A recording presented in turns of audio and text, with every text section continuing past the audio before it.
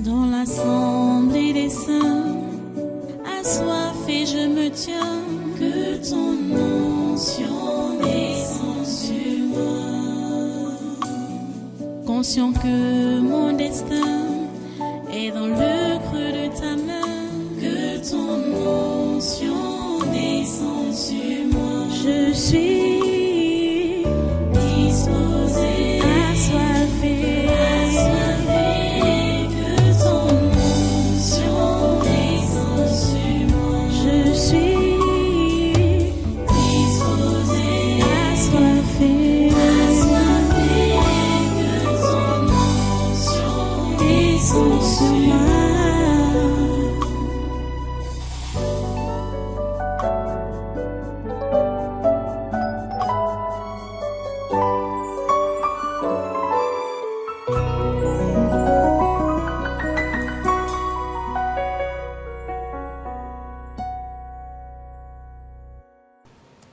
Alléluia. Ok, voilà. Nous prenons donc cette lecture. Luc 18, versets 9 à 14. Où on nous dit donc ceci. Jésus, il dit encore cette parabole en vue de certaines personnes se persuadant qu'elles étaient justes et ne faisant aucun cas des autres. Deux hommes montèrent au temple pour prier. L'un était pharisien et l'autre publicain. Le pharisien, debout, priait ainsi en lui-même. Ô Dieu, je te rends grâce de ce que je ne suis pas comme le reste des hommes, qui sont ravisseurs, injustes, adultères, ou même comme ce publicain. Je jeûne 2 fois par semaine. Je jeûne 2 fois la semaine. Je donne la dîme de tous mes revenus. Le publicain, se tenant à distance, n'osait même pas lever les yeux au ciel, mais il se frappait la poitrine en disant : Ô Dieu, sois apaisé envers moi qui suis un pécheur. Verset 14. Je vous le dis, celui-ci descendit dans sa maison justifié plutôt que l'autre, car quiconque s'élève sera abaissé et celui qui s'abaisse sera élevé. Prions le Seigneur. Dieu Très Saint, merci pour ta parole de ce jour. Merci de nous l'enseigner, de nous la faire comprendre, permettre que nous puissions la comprendre et permettre que nous puissions l'appliquer dans notre quotidien. Oh Dieu, merci de permettre que nous n'ayons pas la chrétienté des apparences, mais la véritable chrétienté. Celle qui vient du cœur, un cœur pur, un cœur lavé par le sang de Jésus. Seigneur, merci parce que tu agis. À toi toute la gloire et tous les honneurs. Au nom puissant de Jésus, j'ai prié. Amen. Amen. Voilà. Prenez place. Et une fois de plus, soyez les bienvenus à ce congrès de surnaturel de ce 24 avril 2025. Nous sommes toujours en train de considérer donc l'esprit de religion. L'esprit de religion qui anime plusieurs et qui est un très mauvais esprit. Le religieux condamne tout au passage. Et le religieux, devant ses yeux, ou à ses yeux, il est le seul que Dieu connaît, le seul que Dieu apprécie. Il est le seul. Oui. Il est persuadé qu'il est juste. Le religieux est persuadé qu'il est juste. Ce que je déplore et ce qui est déplorable, c'est que certaines personnes ont commencé par la religion, bien sûr, comme c'est le cas de presque la majorité des gens. On commence par la religion avant d'entendre l'évangile qui sauve. En répondant favorablement à cet évangile, on invite Jésus-Christ dans notre cœur, et on est sauvé, on est né de nouveau, on est enfant de Dieu. On commence à vivre effectivement la vie chrétienne. Mais à un certain niveau, les choses changent. On n'est plus chrétien comme quand on a commencé. On devient religieux. C'est ça qui est mauvais. C'est ça qui est mauvais. Parce que vous savez, ce message que je suis en train de vous prêcher, ça ne concerne même pas d'abord le religieux naturel, si je peux appeler ainsi. Ça concerne le nouveau religieux que tu es devenu. Alors qu'auparavant, tu es réellement né de nouveau. Mais avec le temps, tu es devenu religieux. Donc, ça concerne le nouveau religieux que tu es devenu. Ces messages. Parce que déjà, ceux qui sont naturellement religieux là, ne peuvent pas comprendre ce qui se passe. Ils ne comprennent rien, absolument.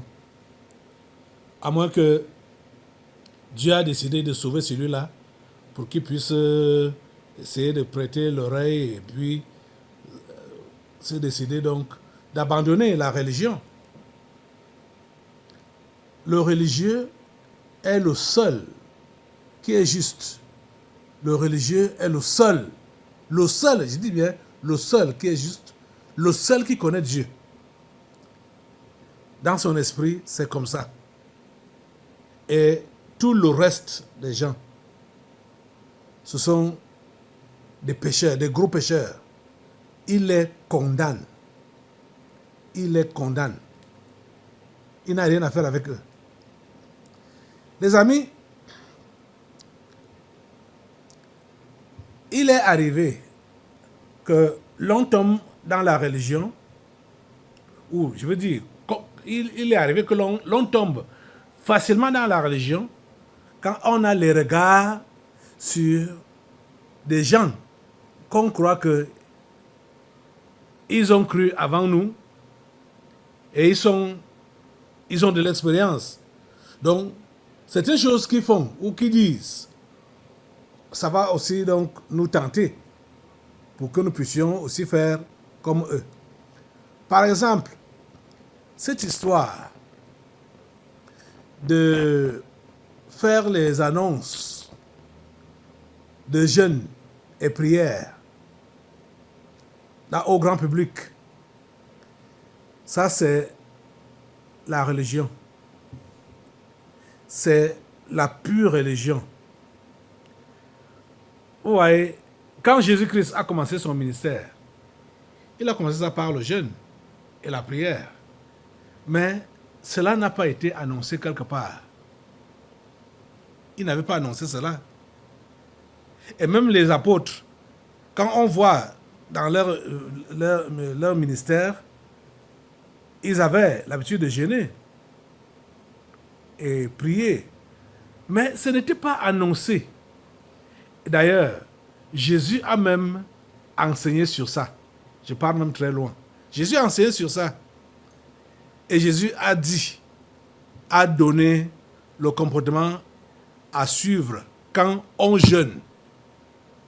Jésus a dit qu'on ne doit pas sonner la trompette. Il a dit qu'on ne doit pas sonner la trompette. Mais vous savez, hein, ces histoires que j'ai dit là, comment le tapage est souvent fait autour des jeunes. J'ai même lu sur une pancarte quelque part, si c'est 100 heures de prière ou combien d'heures de prière, machin truc. Ce sont des foutaises. Ça, ce sont ça, c'est le langage des purs religieux. le langage des purs religieux. Hein? La clôture de 100 heures de prière, ou la clôture de machin, hein? tant d'heures de prière. Les heures de prière, est-ce que le chrétien peut réellement évaluer, le vrai chrétien peut réellement évaluer le nombre le nombre de temps qu'il passe à la prière, qu'il passe dans la prière,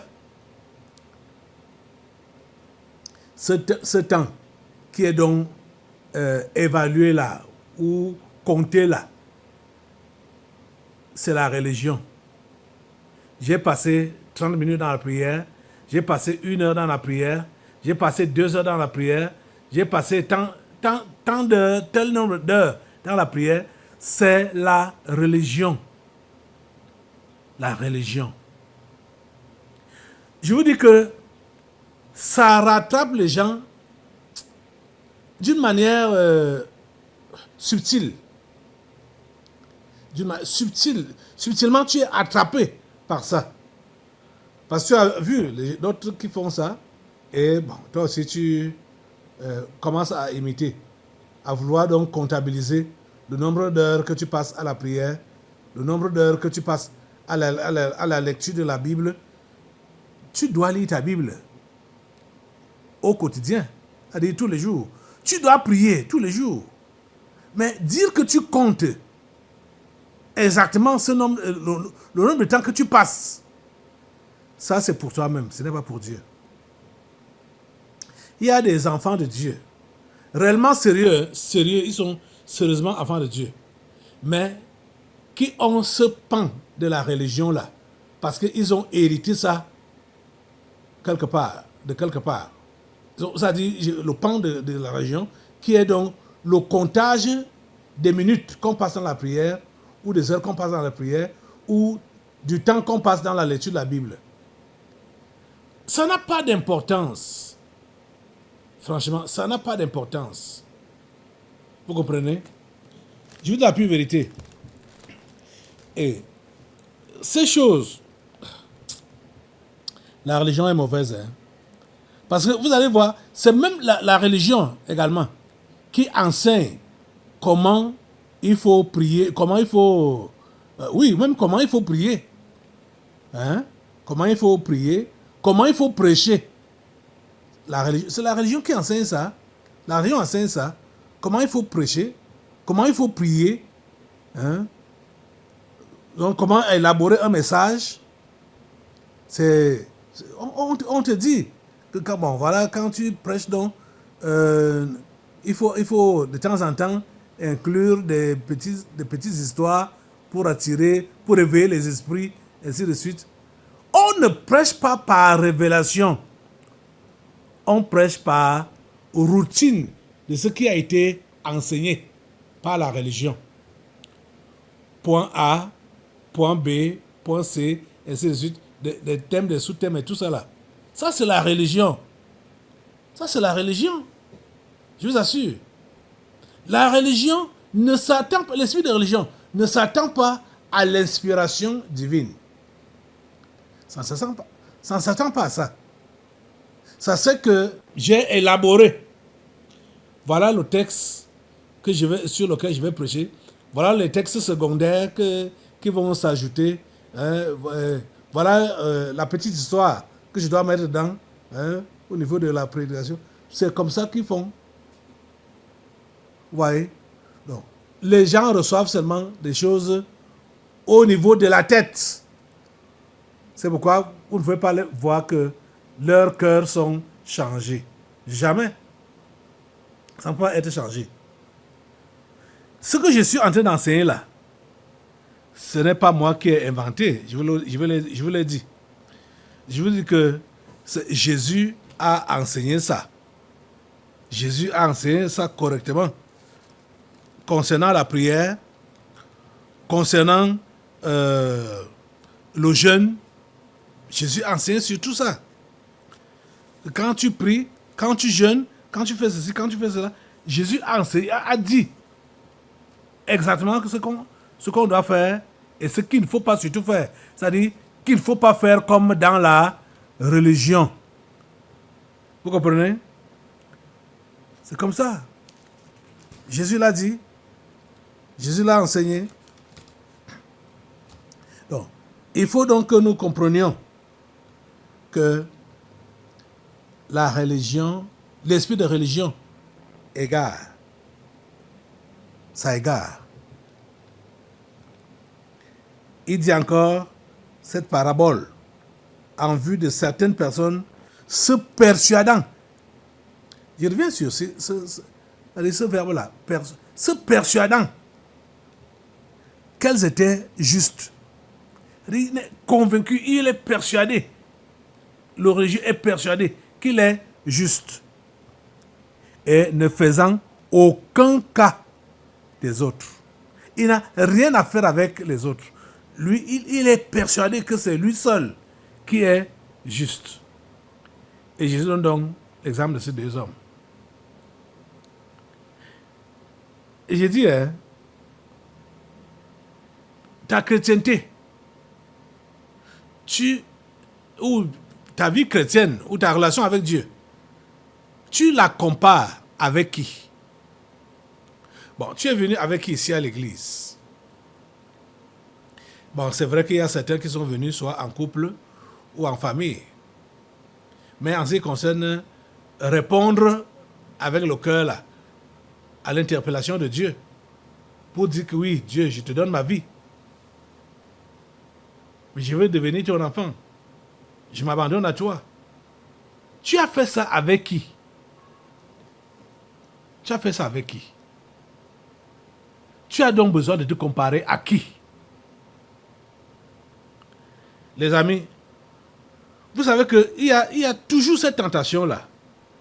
C'est pourquoi vous allez voir certaines personnes, donc, heureusement, nous, on ne fait pas ça ici. C'est-à-dire, le style de prier à haute voix, donc on désire les gens qui vont prier à haute voix, ou eux-mêmes se déclarent prier à haute voix. Vous savez que ça va frustrer plusieurs. C'est-à-dire, je me rappelle, après ma conversion, quand j'ai rejoint une église, une communauté chrétienne, c'était comme ça que ces gens-là faisaient. C'est-à-dire, les uns se levaient après les autres pour prier. Celui-ci se lève, il prie. L'autre se lève, il prie. Et ces gens-là avaient déjà entendu parler de moi. Que moi, je me suis converti. Je n'étais dans aucune église. Et je priais pour les gens. Les gens étaient guéris, les gens étaient délivrés. Ils ont entendu ça. Donc, quand je suis allé dans leur milieu, ils me voient timide. On va aux intercessions comme ça, là.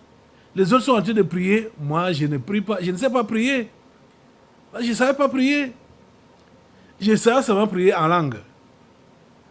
Je me rappelle qu'il y avait un jeune homme, particulièrement, qui voulait faire de moi son ami et qui était vraiment gêné quand il voyait que je ne peux pas prier comme les autres priaient.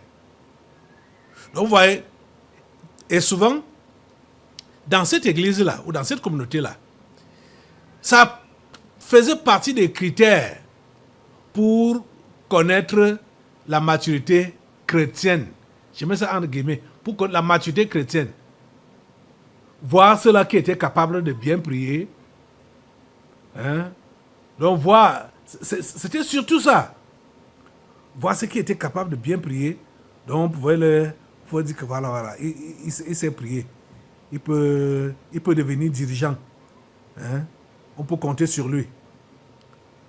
Moi, alors, moi ne savais pas prier. C'était vraiment bizarre. J'ai fait des répétitions, des exercices de prière. Ok. Les amis, j'ai des histoires. j'ai commencé à me répéter pour pouvoir donc prier. Hein? Comme j'entends les autres, quand je dis me répéter là, j'étais seul dans ma chambre. Et je commence à dire, à faire comme les autres, à dire des choses comme ça. J'ai dit, ok, maintenant, il faut que, à la prochaine prière, moi-même, je lève ma voix pour dire, comme j'ai dit là. Seigneur, ta grâce. Un midi alors, les interactions étaient souvent à midi. Un midi alors, je me suis préparé. Puisque il y avait des gens qui prenaient la parole. On ne te donne pas la parole que tu as pris. Mais les uns et les autres se levaient spontanément comme ça pour commencer à prier. Et il fallait être violent pour prendre vite la parole avant les autres. Vous voyez déjà? Seigneur. Ce midi-là, je me suis battu comme je pouvais pour aussi devancer quelqu'un qui voulait aussi prier. Ça fait toujours comme ça là. Tel prend la parole, l'autre prend aussi. Donc, celui qui a vu qu'il a prié en dernier, il se tait. Et il y avait des moments où, même si ce n'est pas lui qui a pris la parole en premier, il ne va pas se taire. Il va... Ils vont prier jusqu'à ce qu'un va quand même essayer de baisser. Mais il est aux aguets pour attendre que celui-là dise Amen pour qu'il, celui qui a d'abord raté là, prenne le relais. Je vous assure, ce midi est arrivé où je devais aussi prier, élever ma voix et prier. La prière a commencé, les gens priaient, les uns après les autres, les uns après les autres. Après, moi aussi j'ai forcé pour, pour m'introduire, élever ma voix et prier. Ah, c'était une délivrance pour mon ami là. À la fin de la prière, le gars est venu m'embrasser pour me dire mes félicitations. Voilà. Vous êtes en train de voir un peu ce que quand je vous enseigne des choses vraies, des choses que j'ai vécues, des choses que j'ai expérimentées. Donc la prière que j'ai faite le jour-là, ce n'est pas à Dieu que j'ai adressé cette prière.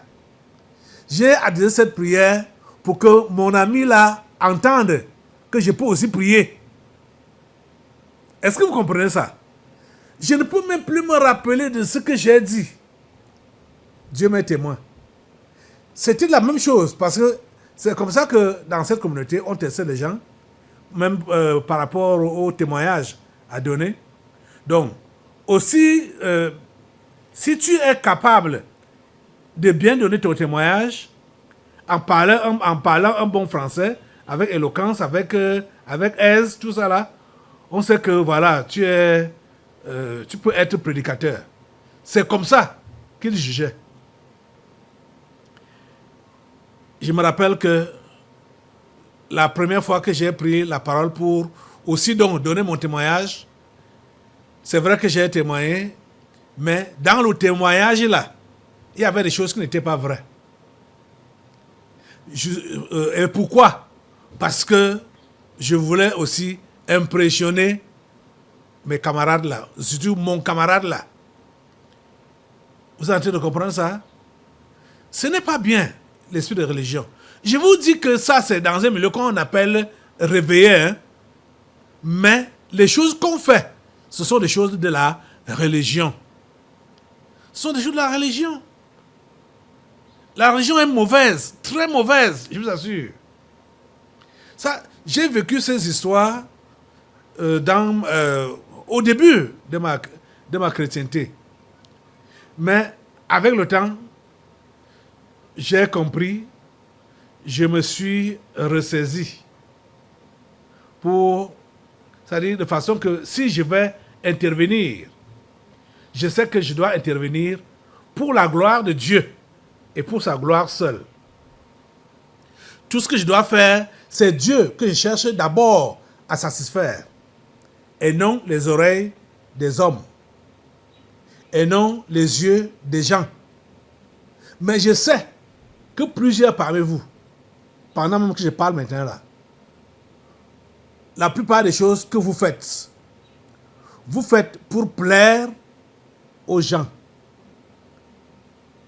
Ça c'est clair. Vous faites pour les yeux des gens. Vous faites pour l'appréciation des gens. Ce n'est pas pour la gloire de Dieu. Ça, c'est un esprit de religion qui fait comme ça. Il faut se débarrasser de cela. Je vous assure, vous devez vous débarrasser de cela. De l'esprit de religion. Je me rappelle donc un jour, aujourd'hui c'est vraiment le jour des histoires que je vais vous raconter.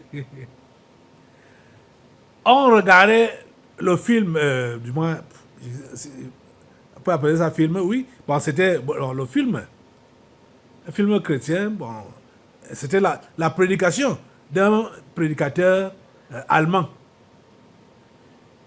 Et bon, peut-être certains d'entre vous connaissez même le nom là. Il s'appelait Reinhard Bonke. C'était un Allemand qui avait l'habitude de faire des campagnes d'évangélisation publique en plein air.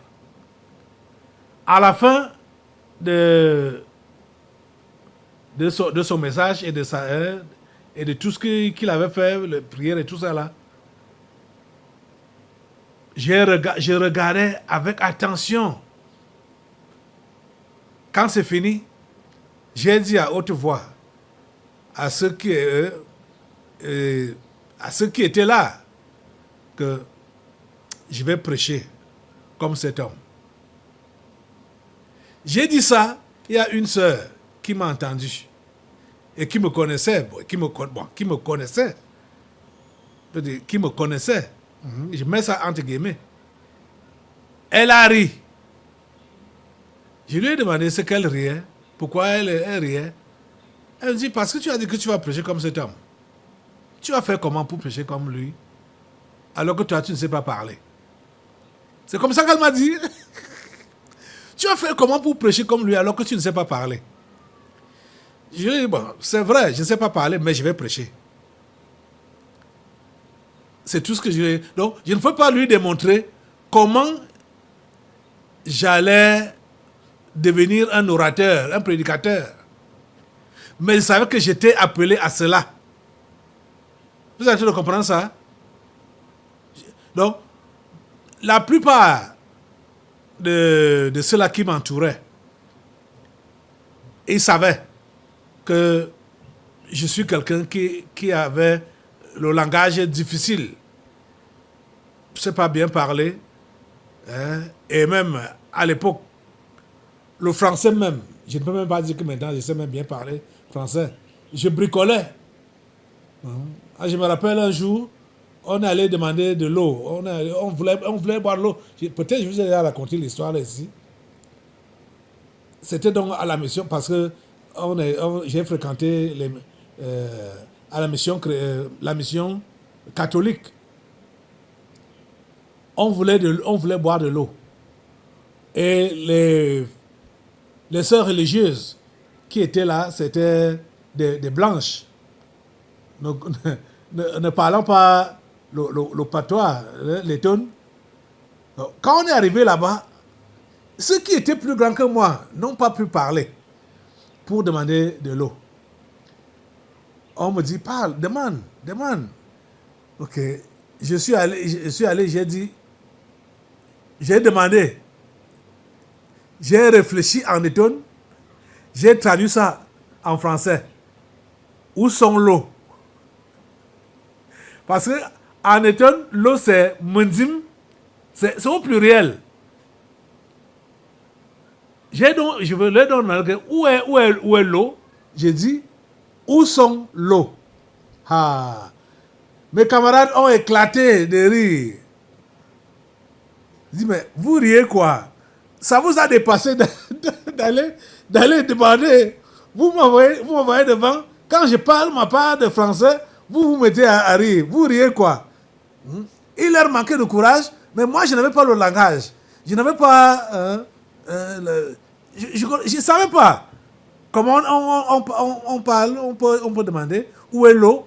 J'ai dit où sont l'eau. J'ai réfléchi en étonne et j'ai traduit, j'ai parlé. Mais la femme m'a compris et la femme m'a indiqué là où il y avait l'eau. Vous voyez, ce n'est pas ma langue, la langue française. Ce n'est pas ma langue. Vous voyez? Donc, j'ai donc vécu des choses au début de ma foi là, que vraiment, quand je revois aujourd'hui, je vois que beaucoup d'églises dites chrétiennes sont assises sur la religion et elles pensent qu'ils sont en train de faire la spiritualité. Ils pensent que c'est spirituel ce qu'ils font là. Or, ce n'est pas le cas. Hein? Parce que, par exemple, pour cette histoire de jeûne, Jésus a dit que quand tu jeûnes, tu te nettoies, parce que tu fais ce jeûne-là, c'est entre toi et ton Père Céleste. Ou quand tu pries, c'est entre toi et ton Père Céleste. Ce n'est pas pour qu'il y ait un tiers qui se mêle à ce que toi tu fais avec ton Père Céleste. Mais la religion a fait à ce que certains donc qui disent là, qui sont des éveillés ou des pentecôtistes, ils vont entrer dans le jeûne, il appelle son entourage, soit disant c'est où qui vont donc soutenir ses mains à la prière. Ok, je vais prendre 40 jours de jeûne, pardon, il faut me soutenir, donc jeûne aussi pour moi, ainsi de suite. Machin. Je vous dis, ça là c'est la religion. Il dit ça se passe, mais c'est la religion. Ça n'a aucun effet spirituel. Ça n'a aucun impact spirituel. Je dis aucun impact spirituel. Allez, si vous pouvez vraiment m'écouter aujourd'hui, ne faites pas ça. Vous dites que vous gênez, vous ameutez les gens autour de vous pour dire qu'ils doivent vous soutenir dans le jeûne. C'est la religion. C'est la religion qui fait ça. On ne doit pas savoir que tu jeûnes. On ne doit pas savoir que tu le fais. Hein? Écoutez, les amis, si toutes ces prières-là, tous ces jeûnes-là étaient réellement enregistrés dans le registre de Dieu au ciel, je pense que le Cameroun-ci allait changer, je voulais dire, plus de 10 fois. C'est-à-dire le Cameroun plus de 10 fois. Parce que je sais qu'il y a des gens ici, à Yaoundé, au Cameroun, qui font des longs jeûnes et qui engagent d'autres à les soutenir dans le jeûne, qui ont des équipes de jeunes. Mais on ne sait pas où, c'est-à-dire ce que ça produit, ce genre de prière et de jeûne-là. Je ne sais pas vraiment ce que ça produit. C'est la religion. C'est la religion. Ce sont des gens qui ont commencé dans la vraie chrétienté, mais ils se sont enfoncés dans la religion avec des pratiques qui ne sont pas, qui ne sont pas l'inspiration du Saint-Esprit. Vous comprenez ça? L'esprit de religion est subtil. Vous devez vous dégager de cela. Certains parmi vous là, peut-être il vous est arrivé qu'on vous voit soit fatigué, on voit soit fané. Au lieu de garder votre calme ou votre secret, ou pourquoi vous êtes dans cet état-là, vous allez dire que bon, je jeûne. Vous n'avez pas besoin de déclarer ce que vous faites. Vous n'avez pas besoin de déclarer ça. Vous comprenez ça? Parce que une fois que tu l'as dit, même si l'initiative était vraiment bien et que Dieu avait vraiment pris ça en compte, dès que tu dis à l'autre que je jeûne, Dieu n'a plus la gloire. Parce que une partie si même une partie de la gloire était pour lui, l'autre va te revenir. Parce qu'on a vu une femme qui jeûne ou on a vu un homme qui jeûne. Vous êtes en train de comprendre? Que le Seigneur nous aide. Nous allons revenir dimanche. Lève-toi sur tes deux pieds pour te débarrasser de l'esprit de religion. L'esprit de religion. Ça doit te quitter. C'est subtil. Ça prend facilement les gens. Ils ne se rendent même pas compte. Hein? Ils ne se rendent pas compte. Oh Seigneur, s'il te plaît, dégage ces hommes, ces femmes, ces jeunes. Dégage-les de l'esprit de religion. S'il te plaît, Seigneur, dégage-les. Donne-leur de se dégager de l'esprit de religion. S'il te plaît, Seigneur, fais-le. Au nom puissant de Jésus. J'ai prié. Amen. Amen. Assois-toi. Nous allons maintenant passer aux délivrances prophétiques. Dans l'assemblée des saints, assoiffé je me tiens, que ton onction descende sur moi. Conscient que mon destin est dans le creux de ta main, que ton onction descende sur moi. Je suis disposé, assoiffé, que ton onction descende sur moi. Je suis disposé, assoiffé, que ton onction descende sur moi.